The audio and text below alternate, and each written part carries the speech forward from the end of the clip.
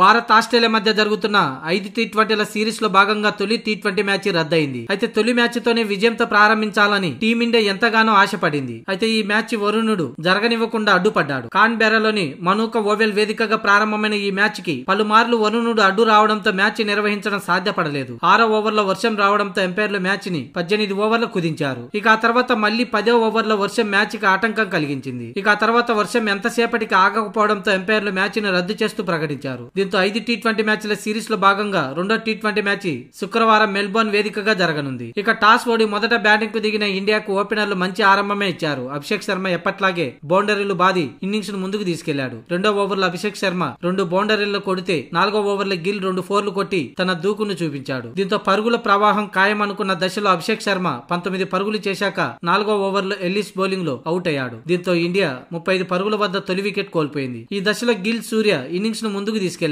ఆరంభంలో సూర్య తడబడితే గిల్ వేగంగా ఆడాడు. అయితే 10వ ఓవర్లో సూర్య తన విశ్వరూపాన్ని చూపించాడు. మొదటి 3 బంతులను వరుసగా 4-4-6 కొట్టి స్కోర్ బోర్డును వేగంగా ముందుకు తీసుకెళ్లే దశలో వర్షం అంతరాయం కలిగించింది. వర్షం పడే సమయానికి ఇండియా 9.4 ఓవర్లలో వికెట్ నష్టానికి 97 పరుగులు చేసింది. మొత్తానికి ఈ 5 టీ20 మ్యాచ్ల సిరీస్ లో తొలి మ్యాచ్ వర్షార్పణం.